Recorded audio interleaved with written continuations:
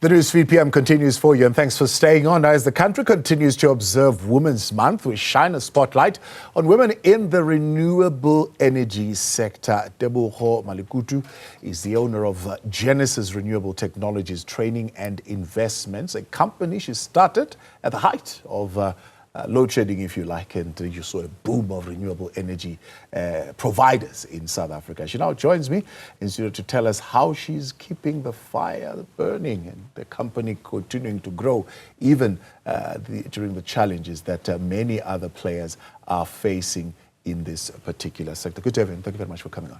Thank you. Thanks to your viewers. What drove you to this particular sector, except for the obvious thing to say, well, there's load shedding, we demand solar, I'm just gonna go there and do it?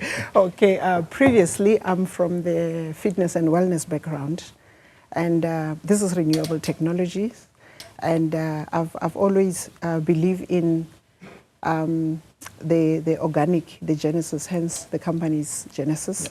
Yeah, I believe that if, starting with our bodies, if we use the original, the Genesis, the organic, we tend to save money, and we save ourselves from a lot of problems, sicknesses. Yeah. So, and then load shedding started. Okay, how I moved away a little bit from fitness and wellness, not entirely, is after the recession and then the lockdown. Yeah, a lot of people were not supporting the fitness businesses. You know, people were just focusing on their stresses and whatever money they have, they will be focusing on what to eat. And then how I got involved, firstly, somehow, my son is the one that introduced me. Yeah, he was just, he was overseas actually, and when he told me the company that he's with, he was doing work and study, and I got intrigued. I'm like, wow, when you get here, please make sure that you get involved. And the first company that he worked for, he managed somehow, by God's grace, he was involved somehow with Eskom. Oh. Yes. And but after a while, so when I found out about solar, you know, harnessing energy from the sun, I'm like, wow, this is, we only need a couple of equipments. And so, you know, young people, instead of doing it as business, he got excited with getting employed. I'm like, I'm gonna take this, I'm gonna run with this. Yeah. Were you not deterred at all by the politics of it, the whole bravado of men fighting over the piece of the cake, saying, yeah, you're breaking Eskom because you want to bring these lobby groups to come and bring these solars, and that whole political debate, did it not bother you at all? Not for long. I'm one person. If before I do something, as long as there's a purpose and the understanding, you know, from my previous background, I remember I worked for Sun International, a huge company, and when I left, and people go like, you're running fitness, so where do you work? It's not by chance that I like new, to answer you, I like new, I like new technologies, yes. Yeah. Did you find that there were more females in this particular sector where you could group together, share knowledge, maybe come together with your resources and be able to negotiate for better deals? It hasn't been easy. I tried a couple of times, and some fall along the way. So it hasn't been that easy.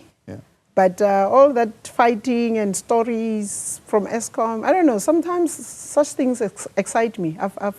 I'm of a belief that when, if I get attracted to something, and then all of a sudden there's too much fight, there's too much, I know that there's something in there. And I try to hang around, even though it's not easy, because that time, your pocket suffers. Now that you're in there, What have you learned about this particular sector that is making you stay? Solar is the next gold. Energy. Solar is energy, is the next gold. And there's no middleman unless, yeah, it comes directly from the sun. Yeah. Yeah. So that's what keeps me. Yeah. And I studied basic mining, and when the lecturer that was teaching us, we asked them what's happening. And when we found out exactly what's happening with coal, and then I knew that one needs to stay here. Yeah. And also I went and studied a solar course. And the lecturer, when we asked them questions about what's going on, they gave us the same answer. We found out, you do your research when you're studying. Yes. So it's very, everybody should be educating themselves. Hence, we thought during Women's Month, we need to go out there and educate people to understand better exactly what's happening with renewable, I would say renewable energy. Yeah. Yes, because it's not only the sun, there's wind, but right now we only focus on the solar energy. Yeah. Tell me about that pivot. I mean, Dr. Hosian Soramokopa came in. I don't know what he did there at Eskom. He's working miracles. We haven't seen load shedding in a while. I see prices of solar panels have gone down. Prices of inverters have gone down. Many businesses have closed. But you remain. Yeah, because we have done the research. I have done the research. I mean, when I studied mining, I did a course on mining with University of Pretoria, and I did a course with solar, and we get to the crux of what's going down there with our coal. Uh-huh. Yeah. So it's the coal conversation. It's the coal and also the unserviced infrastructures. Yes. Yeah. Yeah, they get heart attacks. They get a reaction. They get a heart attack. So when you tell them about the coal situation, you tell them about the unserviced infrastructure, they think, maybe we should invest in this. Yeah, one in a few, but with time, everything when it starts, we don't take it seriously. You remember we used to have a fax, and when internet came, some people, especially here at home, Africans, maybe it's not on purpose. Maybe the education arrives late. Okay. So hence we come to platforms like this for awareness, to make people aware that, hey, this is energy is the next gold. Without energy, you can do nothing.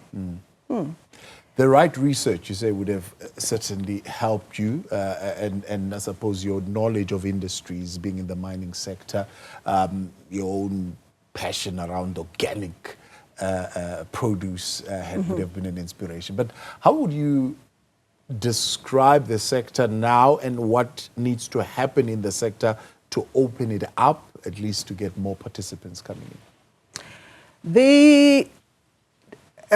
What communities are struggling with, because honestly, every second household should be having a solar system by now. With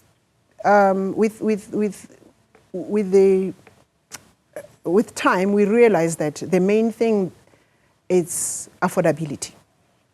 Yes, and right now, Gritty is we're busy coming up with different programs. Pay-up plans that can assist the communities to start investing on solar systems, to gradually, from your portable solar systems to the hybrid systems for commercial. However, because of affordability, when it comes to education, we busy coming up with pay-up plans so that people can afford to put their, I mean, every person when you talk to, they go like, I want solar system. How much is it? So that's when we realized that how are we going to even try, start making, how is a company start going to grow if people don't even understand? When they see a solar panel, they go like, can it power a fridge? Yeah. Can it power a... most people are not even aware that there's an inverter, there's battery. They're not even aware that there's different types of batteries. Right. So the education and affordability is one thing that we're having a drive on that. Yeah, I mean, a lot of people would have thought, and maybe some still do, that they might need to refinance their home loan to be able to afford a system. Yes. And is that still the case? Okay. Can you say that again? I'm saying people thought they would need to refinance their home loans to be able to have a solar system at home. I'm saying, is that still the case? Or are there other ways for people to be able to have a system at home who might not have a home loan? And we know it's a majority There's a whole lot of other ways. There's a whole lot of other ways. Refinancing the home loan, it's easy, you know. There's a whole lot of other methods that people can use, like the one that we working on now, and we in a few weeks it should be ready, where people can have a pay-up plan. Yep. Talk to me then about including now this Learn to Earn program. If I am part of it, take me through it. What does it do for me?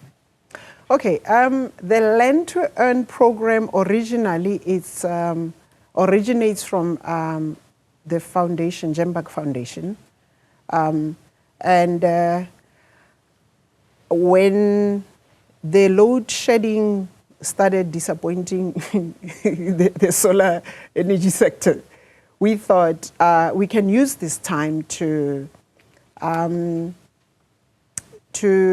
have awareness programs, which will benefit the unemployed graduates, youth, and us.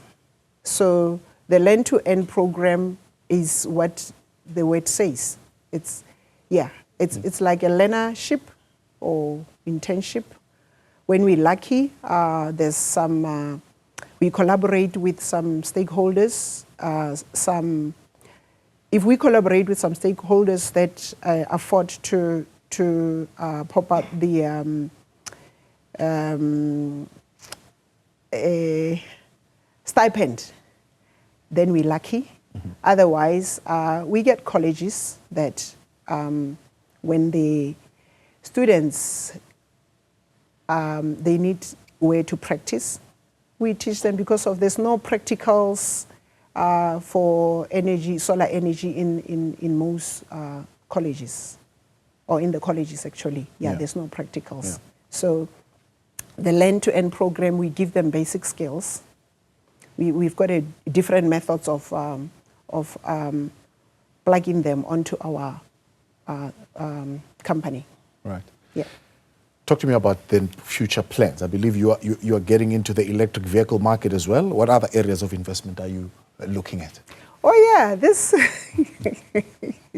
the EV sector, the electric vehicles.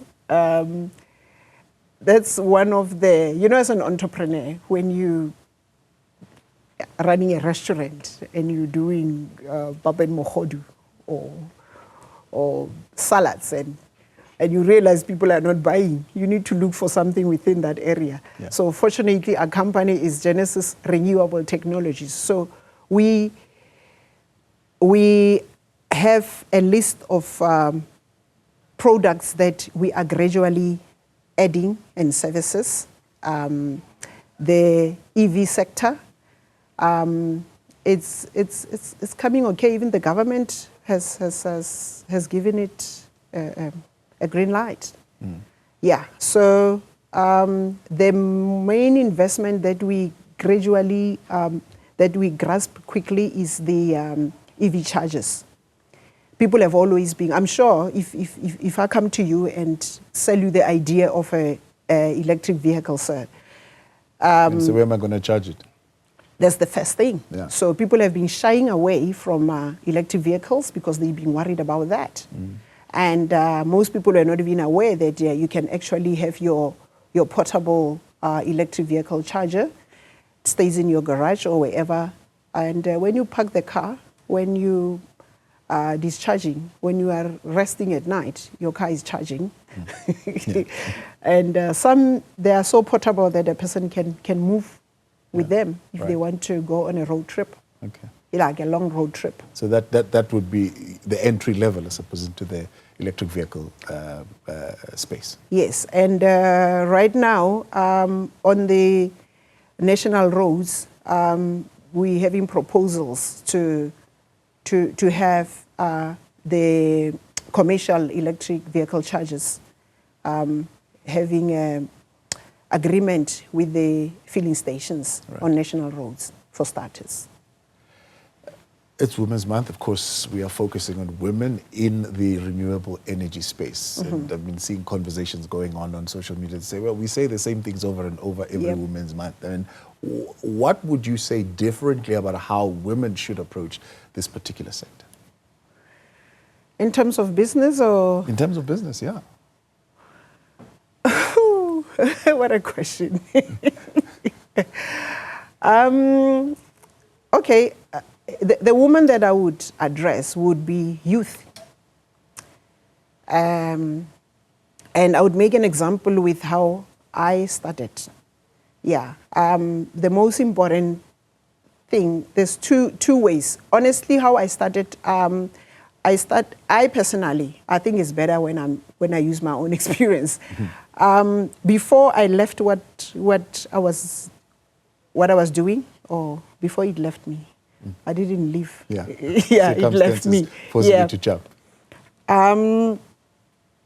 You know, when you keep your ears open and when you like new technologies, it's easy.